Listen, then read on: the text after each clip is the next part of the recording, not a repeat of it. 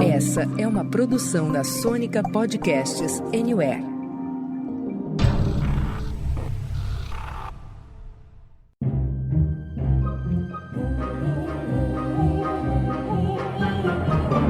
Senta, que lá vem spoiler. Olá, olá! Onde você está, hein? Lavando aquela pia de louça gostosa? Ai! Preso naquele trânsito bacaninha? Xiii. Colocando o projeto Verão em dia ao som de The Smiths, como o nosso Marcudo aqui? Ele gosta! Pois saiba que nos próximos 30 ou 40 e poucos minutinhos, você agora está na companhia agradabilíssima do Senta que lá vem spoiler, sua dose semanal de spoilers de filmes, séries e indústria do entreter. Eu sou o Renato Sansão e hoje, meus amiguinhos, a gente vai falar do mais novo filme de David Fincher, um dos diretores favoritos aqui desse podcast, que inclusive, viu, ganhou um programa todinho seu com direito a top 5 lá no nosso episódio 119, fica o convite pra você. Por aqui é hora de puxar pra conversa o meu, o seu, o nosso Marcudo pra contar pra todo mundo qual é o menu do dia. Diga lá, seu Marcudo. Fala, Sansa, pessoal. Hoje a gente vai falar sobre o meio divisivo, O Assassino. Ele começou com meio divisivo aqui, hein? É brincadeira, hein? Olha só, hoje temos aqui também a presença sempre encantadora da fincheriana Bibi Bueno, lá do Cinematógrafo. Seja bem-vinda de volta, Bibi. Bom dia pra todo mundo, bom voltar. Fincher é daqueles diretores que eu vejo os filmes depois que eu penso, mas eu já vi esse estilo. Então eu vi um monte de filme dele, acho que eu vi quase todos, e eu nunca fui ver sabendo que era ele. Tirando esse último. Muito bom estar aqui. Ou seja, né, Bibi, o Fincher, ele é como um Roberto Carlos, né? A gente tá vendo, assistindo e ouvindo há tanto tempo que às vezes a gente nem sabe, mas é ele que tá lá. Olha só, e a gente fecha a nossa mesa aqui com a presença luxuosa do samurai da moda, dos chapéus e touquinhas e também das armas com silenciador. Rafinha Veste Prada. Fala, Rafa. Fala, Sansa, Marcudo, Bibi, que delícia estar aqui novamente. Eita coisa boa, e olha só, hein, minha gente, antes da gente entrar com tudo no papo sobre O Assassino ou The Killer, fica aquele recadinho de sempre. Assim como o nome já diz, vai ter spoiler. Mas, como a gente aqui sempre se antecipa, e somos inimigos do improviso, vocês viram o que eu fiz aqui, hein? Fiquem tranquilos que nós avisamos antes deles começarem, tá legal? Ô Norbinha, sobe o trailer enquanto a gente estrala os pescoços tudo e coloca o chapeuzinho de turista aqui. This is what it takes. My process is purely logistical. If I'm effective, it's because of one simple fact. I don't give a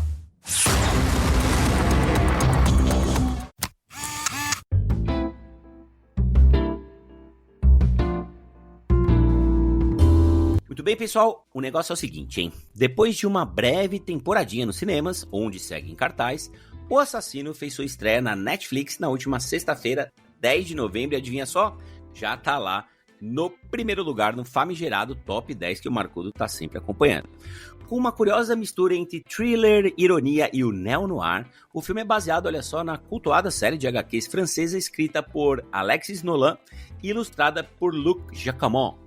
Na trama, acompanhamos um assassino de 1000 nomes, solitário, calculista, impiedoso, que é forçado a lidar com as consequências de um erro catastrófico cometido por ele mesmo durante um dos seus serviços na maravilhosa Paris, onde o Rafinha aqui bate ponto todo ano, viu? Aliás, eu só queria dizer que aquela cena inicial foi gravada num lugar no qual estive e até almocei com meu pai e com a minha mãe. Eu até fui procurar nas internet, eu vi Le Petit Rafael. Não chamava Le Petit Rafael, não é esse nome, não. Até procurei nas internet lá depois e ele só usou como referência um restaurante que ele gosta, que fica em Genebra, na Suíça.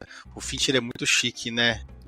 Eu ia falar do começo, que Paris se levanta, e eu acho maravilhoso o jeito que ele fala, porque é aquilo, tem um outro ritmo, a cidade tem um outro ritmo, aliás, cada cidade que ele vai, ele dá um ritmo diferente, eu achei isso maravilhoso, e eu sou fã de Paris, né, inclusive queria ser rica e voltar e conferir o restaurante que o Rafa foi lá ver.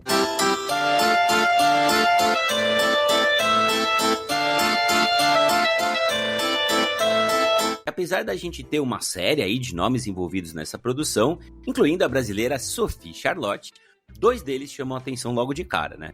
O primeiro, claro, é do espetacular diretor David Fincher, responsável aí por clássicos atemporais como Seven, Zodíaco, A Rede Social, Clube da Luta e tantos outros, que tinha deixado um gostinho meio amargo aí com Mank, seu último filme que eu acho que, pelo menos entre nós, só o Marcudo gostou, né? Eu não gostei. Tome! Quem quiser ouvir o que a gente achou é só ir lá no nosso episódio 97. Mas em comparação com o Mank, claro que tem um baita salto de qualidade.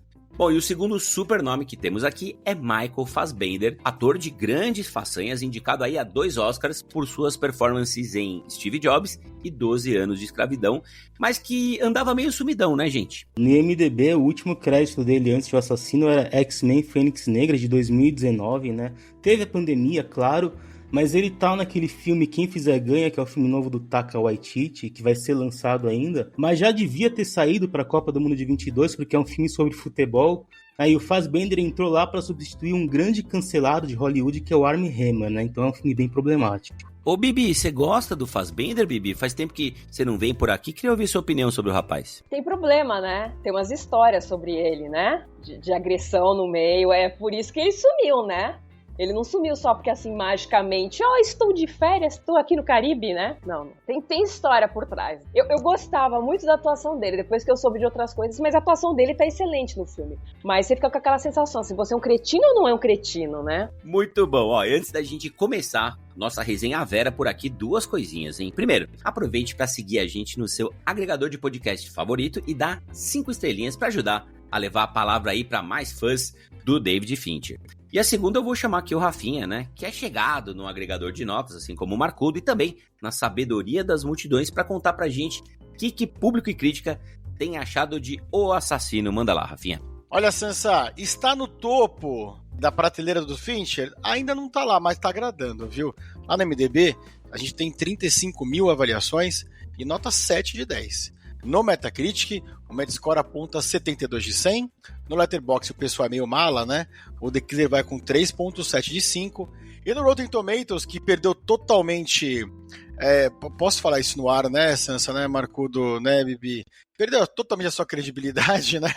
Temos aqui 85% da crítica e 67% do público. Mas, chegou a hora de a gente falar do que realmente importa aqui, que é, claro, a opinião do Senta que lá vem spoiler. Então, dona Bibi, conta pra nós, sem spoilers ainda, Bibi, quais são as suas primeiras impressões sobre O Assassino? Gostou, amou, ou dá pra dar aquele play descontraído em casa sexta-feira à noite comendo aquela pizza velha? Ninguém merece pizza velha.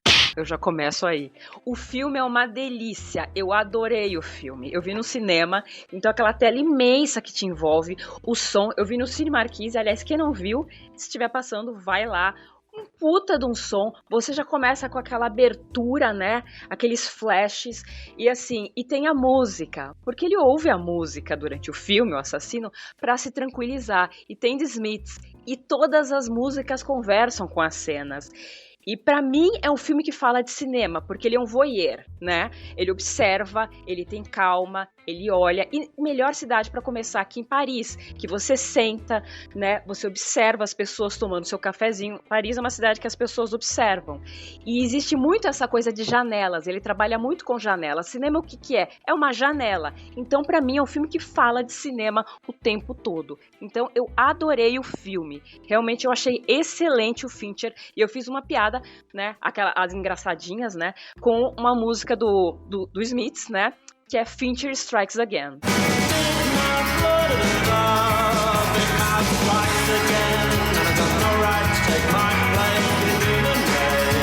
A Bibi tava falando de Paris e eu lembrei que ele falou que ele se disfarçou como um turista alemão porque ninguém dava a menor bola pra ele lá.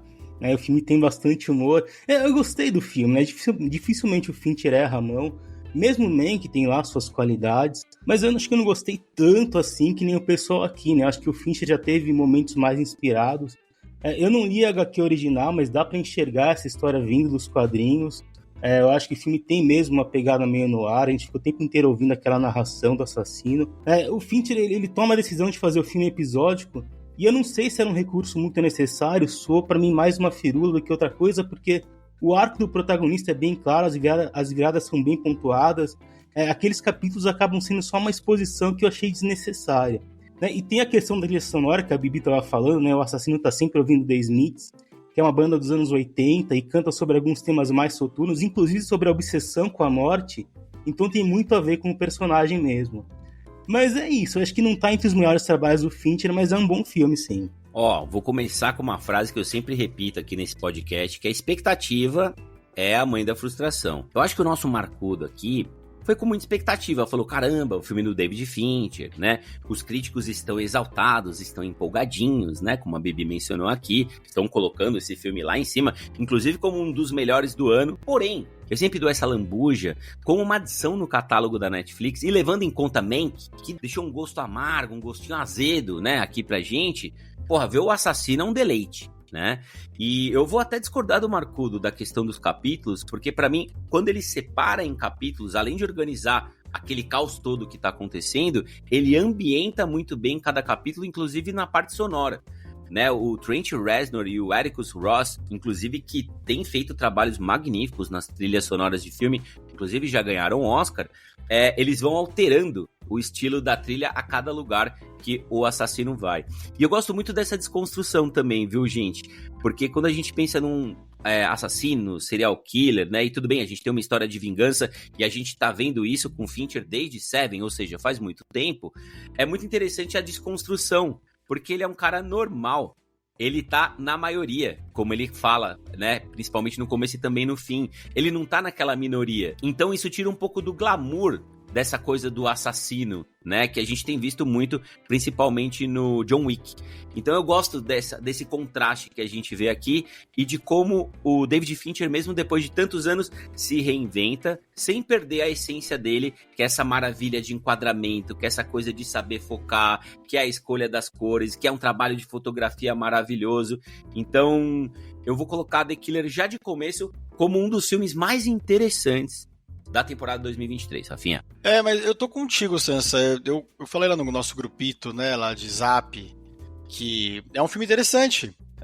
Como a gente tem o Fincher na nossa mais alta recomendação, né, um cara que, fez aí Mindhunter, uma das séries mais fodidas que a gente viu nos últimos 15, 20 anos tranquilamente. Dirigiu House of Cards, quando House of Cards ainda era a House of Cards. Seven, John Malkovich, é tanta coisa boa dele que eu entendo o Marcudo quando tem essa questão de, mas será que é tudo isso mesmo? É o Fincher, né? Eu entendo o lado dele, sabe? Eu acho que tem esse negócio de a gente ter os capítulos que incomodam o Marcudo, mas eu acho que é uma homenagem a esse estilo de filme, né, do assassino.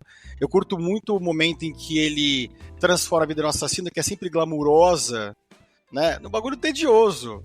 Os primeiros 15, 20 minutos são maravilhosos. Porque é aquilo. Eu acho maravilhoso quando ele fica dando uma olhadinha em outras coisinhas naquele momento que ele tá esperando. Cara, o batimento cardíaco, exatamente, Sansa. Eu acho que existe uma narrativa que te prende. Trilha sonora maravilhosa. Eu, como Sansa, também vi de madrugada o filme com medo de dormir. E, cara, incrivelmente foram 2 horas que me prenderam. E, de novo, é o melhor do Fincher? Tá entre os melhores do Fincher? Eu acho que não. Mas é um filme acima da média do que a gente tem acompanhado nesse ano de 2023. E atenção, pessoal, a partir daqui a gente vai falar sobre spoilers do filme. Então, se você não assistiu, tá dado o recado. Muito bem, minha gente. O roteirista principal do filme é o Andrew Kevin Walker, que escreveu, entre muitas outras coisas bem legais, Seven e 8mm, aquele com o Nicolas Cage, vocês lembram?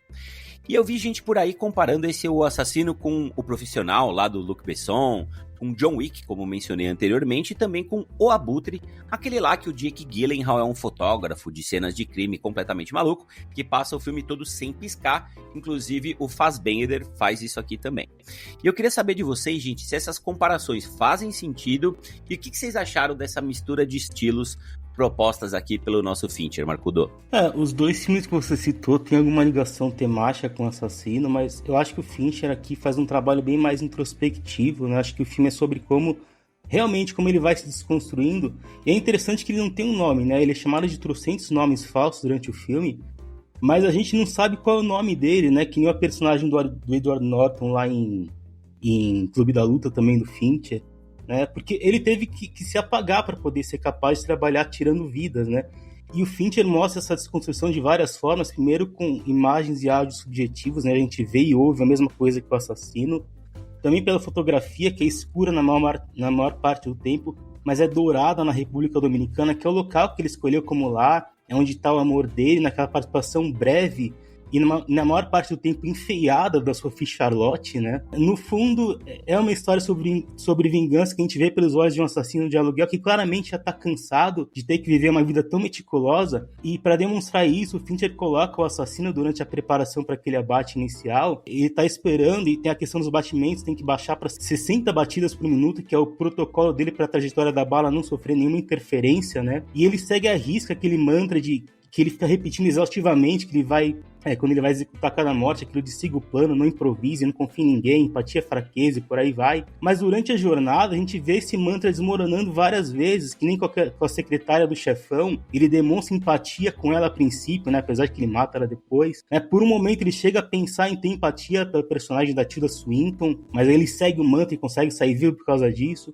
Quando ele vai pra cima do assassino lá da Flórida, os batimentos estão a 120 por minuto, né, o dobro do ideal. Só que em vez de esperar baixar, ele tira a pulseira e deixa no carro, né? E ele também dá sinais de exaustão pelas roupas. Parece que ele tá sempre de férias, né? Aquelas roupas são sempre de férias. Ele tá sempre dormindo, é impressionante, parece o Rafa.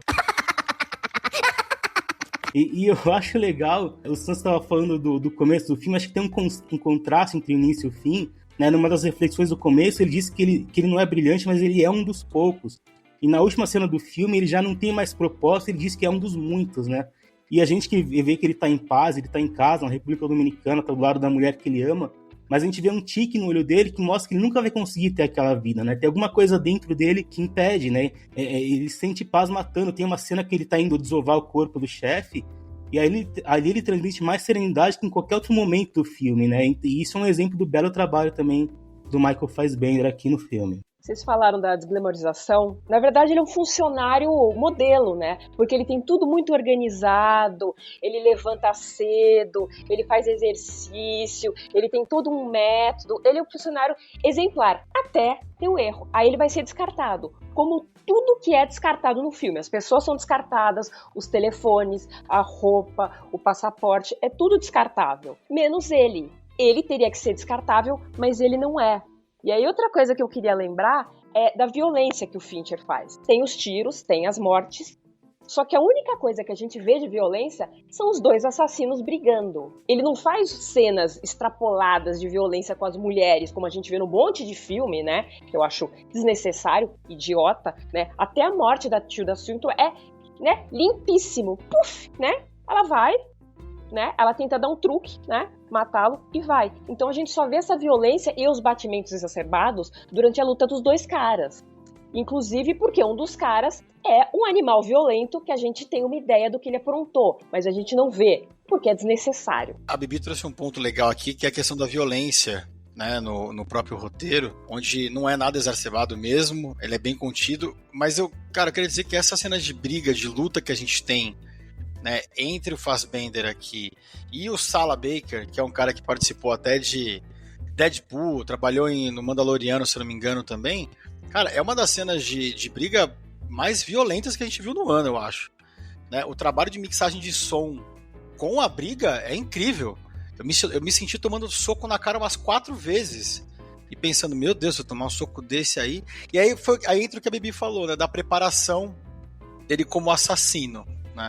Eu queria destacar também aqui, Sansa, que o Andrew Kevin Walker, né, que é o monstro roteirista de Seven e que aqui trabalhou de novo com o Fincher, ele tem uns toques muito bacanas, né, no roteiro.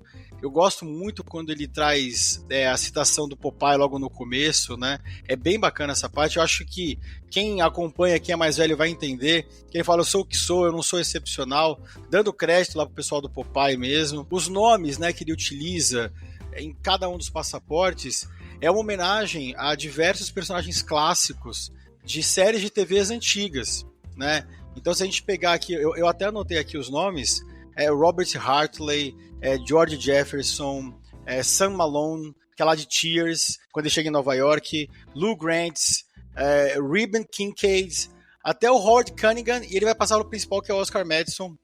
Todos esses nomes são nomes de personagens famosos de séries de TV. Então, até aqui, né, se você pegar o filme, o Andrew também dá um toque dele que é bacana, ver que o cara também amadureceu nesse ponto, sabe? De dar crédito para outras coisas, e não só um bom roteiro. E aqui o roteiro que ele faz, eu acho que, dentro do contexto que a gente tem dos momentos de personagem, é perfeito. Eu falei um pouquinho no começo, e deixei para falar um pouco mais agora, a questão do tédio para um assassino, ela só foi quebrada quando ele passa a ser a presa, né? E não mais o cara que tá caçando. E é muito legal ver como muda essa dinâmica e como tira um pouco ele do eixo, né? Que nem o Marcudo falou muito bem aqui também, né? Ele começa, as roupas começam a mudar um pouco. Depois que ele toma aquela surra na Flórida, ele fica totalmente desnorteado, né? Ele quase perde o voo. Quando ele tá tomando aquele banho, é a última chamada pro voo. Só naquele momento é que a rotina dele consegue ser quebrada, que nem a Bibi falou, né? Que ele é o funcionário modelo, né? E tanto é que é um susto. A gente fica chocado quando ele erra, né? Porque além de ele matar uma mulher, na primeira cena do filme, ele tem um erro, né? E isso faz com que a gente também fale, nossa, mas não era sobre um assassino? Não é sobre o assassino, né? É sobre como é servir de um assassino quando você é perfeito e você erra. E Marcudo, eu ia até falar esse negócio da questão da República Dominicana, né? Que é super dourado, brilhante, nossa, vivo, mas aquela tremidinha no olho é tipo, meu irmão, eu não vou aguentar essa vida aqui não, velho. Eu não nasci pra isso, não. Rafa, concordo demais com você, cara. E outra coisa que me atrai aqui nesse filme é essa quebra de expectativa e também de glamour, né? Eu tava falando aqui de John Wick, onde tudo tem uma certa asepsia, né, lá em John Wick, e você não vê marcas, né? Você não vê mundo real. E aqui, além dos nomes que você mencionou, todos eles existentes, a gente vê a Apple, a Asus, a FedEx, a Amazon, né? Um filme da Netflix mostrando a Amazon de uma forma gigante. O próprio McDonald's, né? Várias empresas aí de aluguel de carro e também aviação.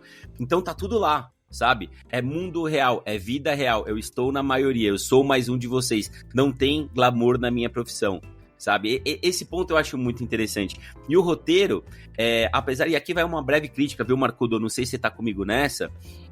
Ele não aproveita tão bem os coadjuvantes do filme, né? As aparições são todas muito breves e pouco marcantes, exceção feita com toda certeza a Tilda Swinton e aquele diálogo maravilhoso que eles têm no restaurante, inclusive a metáfora do urso, né, que ela conta, que é uma piadinha ali no meio de quase morte, é fantástica. A forma como o Fincher consegue colocar isso aqui no roteiro, eu não sei, talvez ele e o Tarantino seriam capazes de fazer com tanta competência, mas acho tudo isso muito interessante. Gostaria só que ele aproveitasse um pouco melhor os bons atores e atrizes que ele tem compondo ali o elenco, mas talvez aí ficasse muito longo, né, Bibi? Talvez o filme virasse uma série e perderia esse propósito de estudo de personagem que o Fincher se propõe aqui. Bom, mas o filme é sobre ele, é sobre essa personagem, né, que trabalha, que ele fala assim, que horas de ócio que levam o homem à ruína, né? Então ele fica lá parado, mas assim, parece que ele tá no ócio, mas ele tá calculando tudo naqueles momentos que não, parece que não acontece nada e acontece tudo na imagem e nele. E é sobre ele, eu ia falar que parece que ele tá num livro, eu não li HQ, mas parece que ele tá no WikiHow. Como ser um assassino? E ele dá todos os passinhos bonitinhos. Então não tem como você desenvolver milhares de personagens, porque ele é a personagem central. E como o Rafa muito bem falou, ele é o assassino, só que ele vira a presa. E aí, a partir do momento que ele vira a presa, ele começa, não só ele muda a tática porque ele é a presa, mas porque ele tenta se colocar como seria se ele estivesse sendo caçado e tivesse alguém caçando ele. Então ele vira a visão do que ele conhece de assassino para fugir desse momento, né? Inclusive o ritmo do filme é o ritmo dele, né? É aquela coisa, aquela pausa. A partir do momento que ele muda, vira a chave, dá muito errado e ele mata a moça, né? Vira outro ritmo. Inclusive as cenas são, a cada cena em cada lugar é um ritmo, em cada país é um ritmo. Não há espaço, Bibi, concordo 100% contigo. Não há espaço para desenvolver. E nem deveria, né? Porque senão a gente ia começar a ser aqui o crítico, como gosta de brincar o Sansa, de por que apareceu então? Se não vai pra lugar nenhum, blá, blá, blá. Entendeu? E é verdade. E, cara, é isso. O Fincher sabe que não tem porquê. Matilda Swinton é foda, né? Eu acho que eu entrei só pra elogiar ela aqui e acabei esquecendo o que ia falar. Cara, a Tilda Swinton, ela... Cara, que atriz, malandro. Que mulher foda. ela consegue se transformar, mesmo estando sempre com a mesma cara e o mesmo cabelo praticamente. Ela consegue se transformar nos personagens. Que nervoso que me dá de ver ela na tela. Ela é muito boa, muito, muito boa. Fala, Marcudo. Não, aqui ela tá parecendo um cotonete, né? Que nem ele diz aqui no filme. Não, o filme realmente é sobre como todos esses encontros influenciam ele. Tem uma cena legal que o Fincher coloca as vozes de todas essas pessoas que ele matou durante a jornada na cabeça dele, né? Acho isso interessante. E o Sansa estava falando das marcas que aparecem.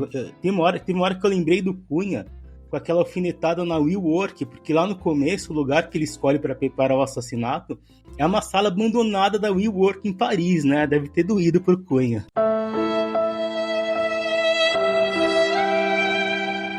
E ó, antes da gente passar a seguir aqui na pautinha, gente, eu queria perguntar pra Bibi, pro Marcudo e pro Rafinha, quem eles preferem, né? A gente começou falando muito aqui de The Smiths, mas vocês preferem The Smiths, Sam Smith, Jerry Smith ou a Aerosmith?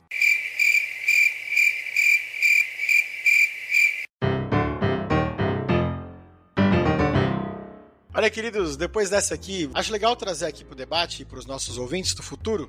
Afinal, o assassino, o Sansa, Marcudo e Bibi, ele se encontra aí na prateleira de cima, do meio ou de baixo do diretor. Lembrando que, cara, tem um histórico longo aí, hein, de filmes, e eu acho que vai ser disputada. Perguntinha difícil. Olha, assim, entre prateleira, o Clube da Luta, pra mim, continua no top, porque ele é divertidíssimo, né? Virou um cult, né? Virou um clássico. Eu acho que ficaria um pouco mais pra baixo, né? Um pouco mais... Não fica na do meio, fica entre a do meio e a de cima.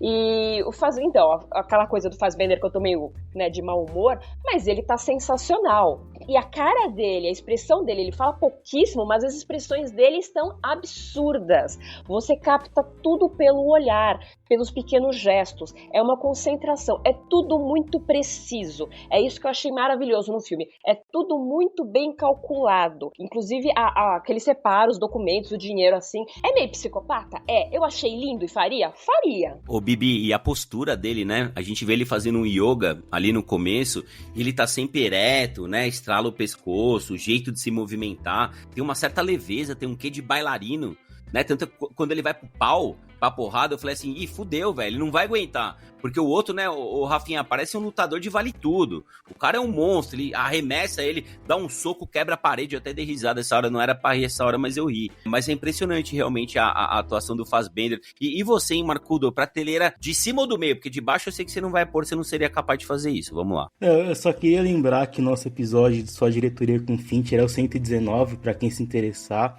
É legal que a gente passa a carreira dele e dá o nosso top 3, onde eu já adianto que o assassino não entra, né? Mank tá na prateleira de baixo, a de cima tem Seven, Clube da Luta, Zodíaco, por aí vai. Então o assassino fica na do meio junto com a rede social, que tá bom. Ó, eu tenho uma discordância do Marcudo aqui, porque colocar a rede social numa prateleira do meio, Marcudo, não pode, né, Marcudo? Vamos lá. É um filme maralhaço, como diria o Rodrigo Cunha, já mencionado aqui nesse programa. É um filme bom com todos os personagens iguais, então...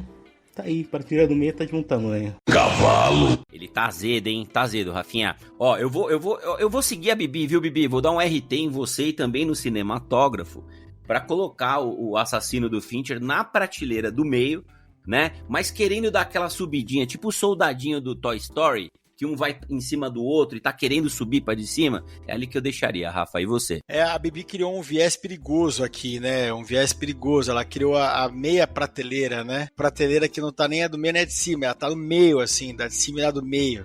É um viés perigoso, Mas já que vocês estão colocando isso aqui, eu vou concordar.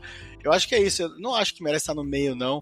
Eu acho que o Fassbender tá uma atuação, cara, apesar de todos os pesares, aí a gente não vai entrar nessa discussão aqui, né, da vida pessoal e do ator, ele tá super bem aqui, eu acho que vou deixar aqui na prateleira do meio, com viés de prateleira de cima. Eu até brinquei no grupo que o tempo tá passando, eu acho que a atuação dele tem crescido dentro de mim assim, porque não é fácil atuar. Da maneira como ele atuou, né, um assassino sem cair nos clichêsões e tal, porque tá cheio, né, de filme assim. É um gênero bem cansadito, mas aqui funciona super bem a dupla. Eu dou prateleira do meio, entre a do meio e a de cima. Pode ser, Sansa? O famoso mezanino da prateleira do meio, né? Sim, ótimo.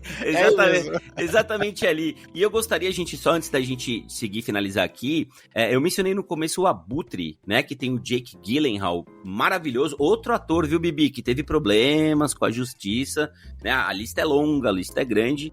Mas as atuações me parecem bem equilibradas entre os dois. O Fassbender, ele é mais gelado, ele é mais frio, tem muitos maneirismos no Jake Gyllenhaal, mas eu queria deixar com força a recomendação de O Abutre, né? Nightcrawler, é um dos grandes filmes aí noir, né? De thriller, mistério e coisinhas a mais aí. Então, falando em assassinos e calculistas, tem um filme sensacional, que é um puta de um clássico francês do Jean-Pierre Melville, com Alain Delon, de 67, que chama O Samurai. É assim, filmão, neo-noir, finíssimo, assim. Quem nunca viu, vai atrás. Inclusive, o Jean-Pierre Melville era um puta admirador do cinema de noir, e assim, ele faz...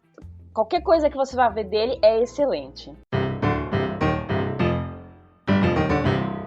Gente, antes da gente ir aqui para as nossas notinhas, eu gostaria de levantar uma questão que eu acho particularmente bem importante. Vocês acham que o fato da gente ter um filme do David Fincher na Netflix, para assistir aí no conforto do sofá, podendo pausar para pegar uma pizza, levantar para fazer um pips, repetir o diálogo maravilhoso do protagonista com a Tilda Swinton e economizar não só a grana do cinema, né, gente, como o tempo de deslocamento, estacionar o carro, pegar o metrô, etc., faz com que a gente tenha mais boa vontade com o filme? Faz sentido esse raciocínio para vocês, gente? Eu acho que ver no cinema eleva, assim, o sarrafo. E eu acho que a Bibi viu no cinema, né? Ela viu na cabine, inclusive, porque nós somos muito chiques. E faz diferença, eu acho, cara, ver no cinema. Especialmente, a mensagem de som desse filme é muito boa. A trilha sonora é excelente. Então faz... Aqui eu acho que faria diferença. Mas eu acho que grande parte dos filmes passaria. Eu acho, viu, Rafa, que o Marcudo estaria menos azedo se ele tivesse visto numa cabinezinha gostosa, confortável, ar-condicionado. Né? Aliás, o Marcudo é uma delícia, ele fica sentadinho, né, com o molescudo, anotando os detalhezinhos dele. Então talvez ele viesse mais feliz, mais alegre, né, mais solzinho do Teletubbies aqui para esse debate, você não acha? E quero dizer também que o Marcudo é o cara mais sortudo de todos nós aqui, porque quando ele vai em cabine tem Carolina, pão de queijo, café, água, refrigerante, massagem. Meu irmão, já fui umas 10 cabines já, tudo que eu ganhei foi um chaveiro da Barbie e um pão de queijo velho que o Marcudo tava comigo dessa vez, ele não comeu. E é isso. Essas cabines são uma raridade, né? Geralmente a gente só vai ver o filme e pronto. Claro, faz diferença assistir um filme no cinema. Mas eu não acho que a gente tenha mais boa vontade porque o filme tá na Netflix. Nem que tava na Netflix, a gente não aumentou nossa boa vontade por causa disso. Tem trocentos outros filmes lá que a gente até duvida se tem alguém supervisionando os investimentos que a Netflix faz em filmes, né? Você, Sansa, não teve mais boa vontade com Agente Oculto porque não teve que ver no cinema, porque tava facilmente na Netflix, não é verdade? Então acho que a boa vontade tá diretamente ligada à qualidade do filme. Aí eu vou reclamar muito, porque assim, se você quer o cinema pagando pouco, você tem que me seguir, se você mora em São Paulo, porque assim, eu faço questão de postar cinemas mais em conta, sessões mais em conta, e não é sessão da tarde, tá? Inclusive no Cine Marquise tem umas sessões de manhã que saem bem mais barato.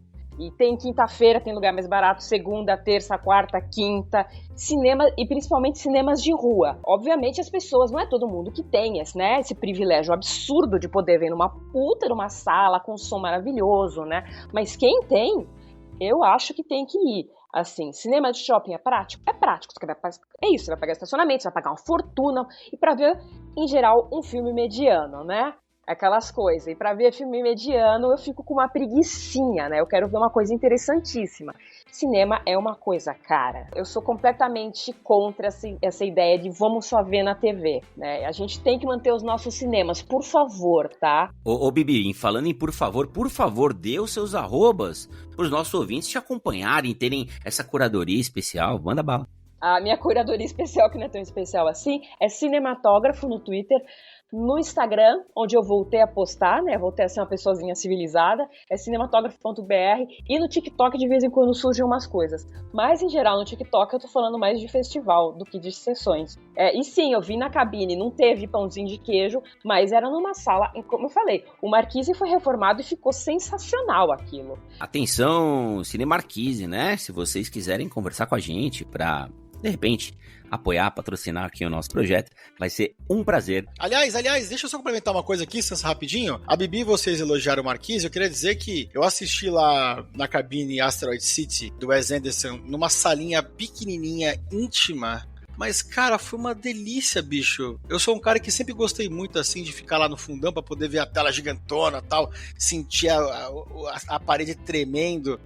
Rapaz, olha, eu tive que rever meus conceitos, viu? Eu gostei, uma salinha com 5 fileiras de 10 lugares, super pertinho da tela, mas no ponto. Excelente lugar pra ir ver filme barato também de vez em quando. Ó, tudo muito bom, tudo muito bem, mas chegou a hora, hein? Chegou a hora da gente dar as nossas notinhas por aqui. Eu quero saber, de 0 a 100, quantas poltronas amarelas vocês dão aí para The Killer, ou o assassino, que tá esperando todo mundo nas salas de cinema e também na Netflix, começando por você, Rafinha. Ô Sansa, eu acho que The Killer, o assassino, não vai entrar nos melhores do ano, tá? Isso não vai acontecer, com certeza. Mas está entre os bons filmes do ano, com certeza. Cara, é o seguinte, não dá pra dar menos que 80 poltronas amarelas, né? Mas eu vou dar uma mais, então eu vou deixar com 81 poltroninhas amarelas The Killer do Fincher. Eu tô aqui na dúvida, porque você sabe que eu não gosto de dar nota, né? Eu não sei se eu dou 85, 88... Eu vou dar 87.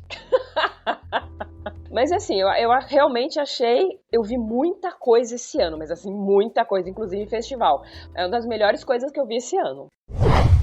Bom, eu não tô tão empolgado que nem vocês, não é o melhor do Fincher, mas é um bom filme, eu vou dar aqui 79 poltronas amarelas. Pelo que eu vi do Marcudo, viu, gente, nesses minutinhos de episódio, eu achei que ele vinha com menos, hein? Marcudo, eu não sei se você vai admitir, mas acho que os meus argumentos, os de Bibi e de Rafinha, trouxeram um pouco mais de sol, de amor pra você nesse domingão. E já vou aproveitar pra dar minha nota, tô mais com a Bibi do que com vocês aí, tá? Achei o assassino super interessante, eu vou deixar ele com 85 poltronas amarelas. Muito bem, depois de consultar o abaco aqui do Senta Que Lá Vem Spoiler, num filme que certamente está entre os 15 melhores dessa temporada, ficamos aqui com 83 poltronas amarelas para o assassino. E é isso aí, minha gente, nós vamos ficando por aqui, sempre lembrando que toda semana, hein? Toda semana tem episódio fresquinho do Senta Que Lá Vem Spoiler para você revezar aí com a sua playlist de The Smiths ou zapear pelos serviços de streaming e salas de cinema em busca da sua próxima aventura. Muito obrigado, viu, gente? Tchau, gente. Bom voltar aqui depois de tanto tempo, né? A gente nunca consegue um horário bom, porque a pessoa tá sempre enfiada em algum cinema, né? Desculpa. Me segue aí, pessoal. Pode me seguir nas redes sociais. Eu sou legal, tá? Eu posto umas dicas de filme. Eu acho que eu posto mais dicas de cinema e coisas que são em sala. O pessoal do Senta Que Lá Vem Spoiler fala de streaming. Eu falo do que tá na sala. Ao contrário deles, eu sei sempre o que tá estreando.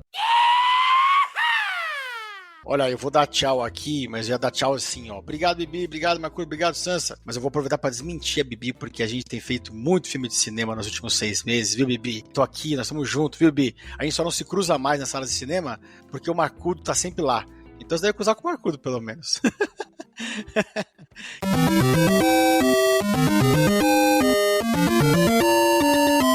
É isso aí, pessoal. Valeu e até a próxima.